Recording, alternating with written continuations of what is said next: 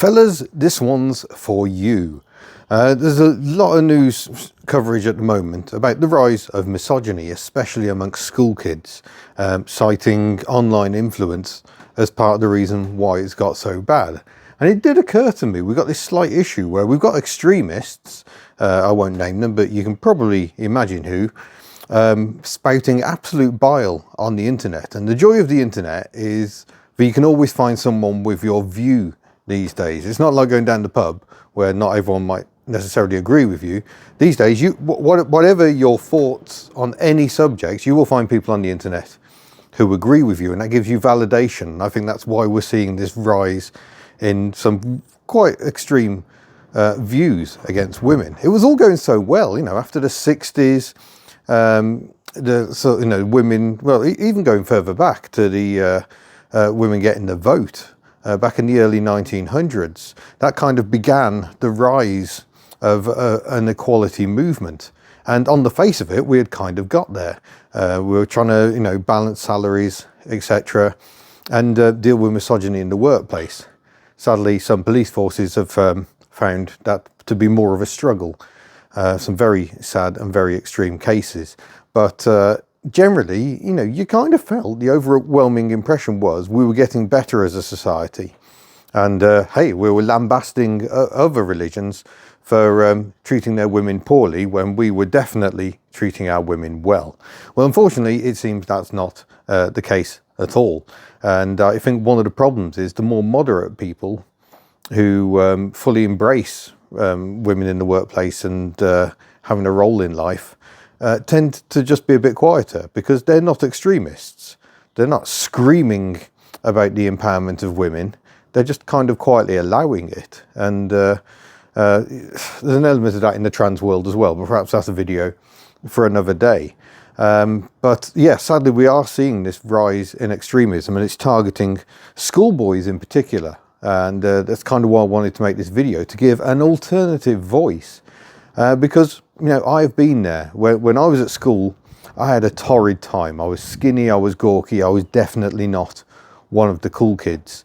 I had one girlfriend at school, and I think that was only because she joined the school, in our second year, I think. So she didn't yet know that I was a dweeb, although she pretty swiftly got that impression, I think. To be honest, I don't think she cared. She was mixed race and Welsh, so she was always going to have a tough time at a Midland school in the countryside. But yeah, regardless of that, generally it was impossible for me to get anywhere near a girl, and that breeds resentment, it breeds anger. You're like, why? I've shown interest in this girl, why is she not interested in me? And as you grow older, you learn that you can't make a girl fall in love with you. I'm just using male-female here. I'm sure it applies to gay relationships as well. And it also applies the other way around. Women can't make a bloke fall in love with them. Chemistry is hard to define, but if it's not there, there is nothing doing. But you don't understand that when you're young. You just get rejected, you feel resentment, you feel anger. And I think some of that anger is being channeled into what's known as the incel movement. And they are a nasty bunch of people. But I think not all of them could be nasty. I think there's all this resentment. These people find their voice online and share their views. And their views get quite dark, very angry. There's a really good documentary on Channel 4 about incels, and I don't know if it was set up for the camera. It's a light whiff of that, but the presenter is talking to an incel at a pub about women and why they, he can never talk to them and all this sort of stuff. Not the best with social skills, happens to a lot of us, including me. But a girl overheard that conversation, actually came over to challenge some of his views, and then they just started having a conversation. That's how life should work. But getting that initial foothold, that initial conversation is very, very difficult.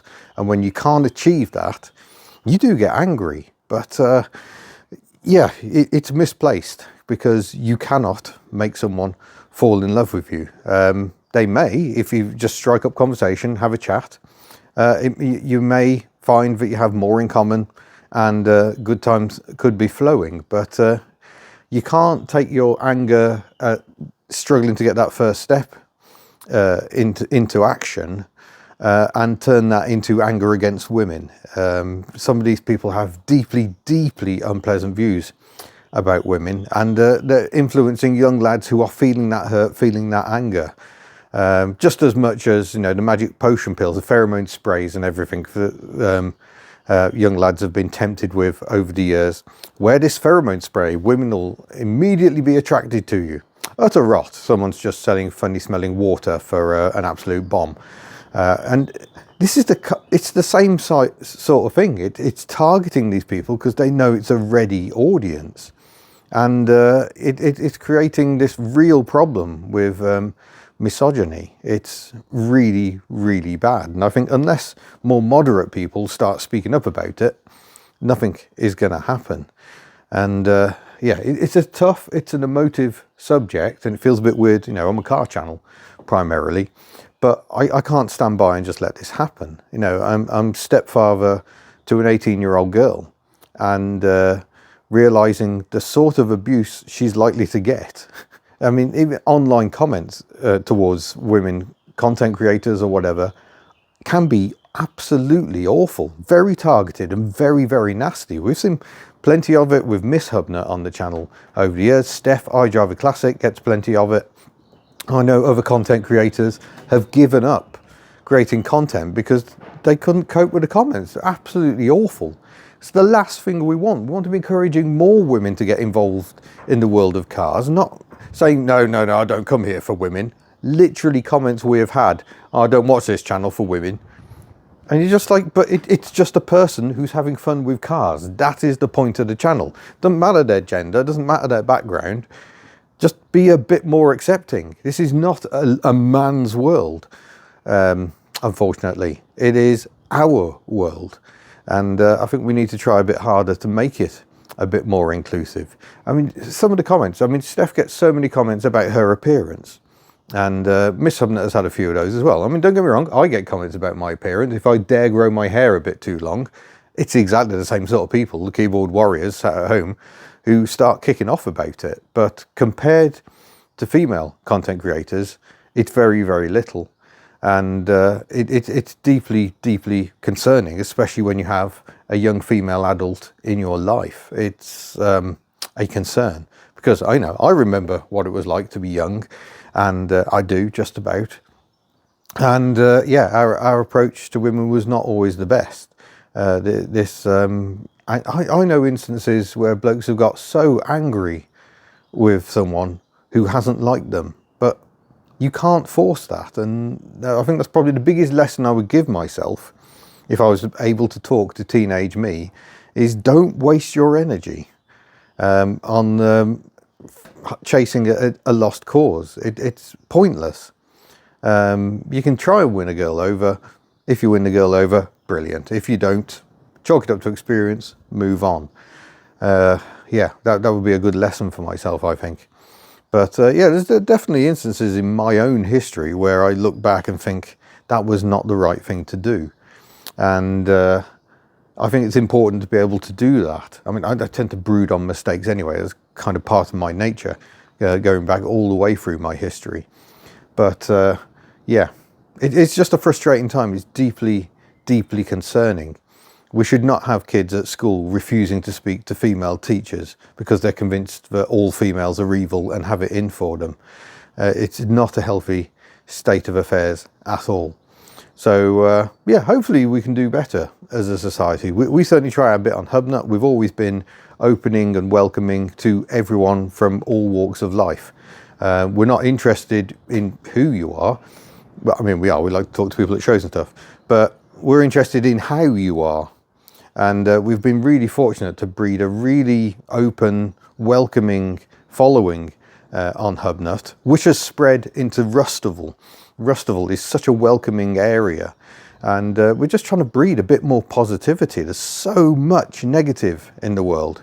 I'm trying to avoid the news because things are so bad, and we've got leaders of countries who are setting the worst possible example at this time of this sort of misogyny crisis as it is. And it's deeply, deeply upsetting, but it needn't be like that. We can be better. We can all be better. And I hope by putting a video out there, an alternative voice, you know, we can improve things. Let's see where it takes us. But anyway, there you go. It's just a bit of a HubNotes about what's going on in the world. Ironically, without Miss Hubnut, but there we are. Thanks for watching, and we'll see you in another HubNotes. Bye!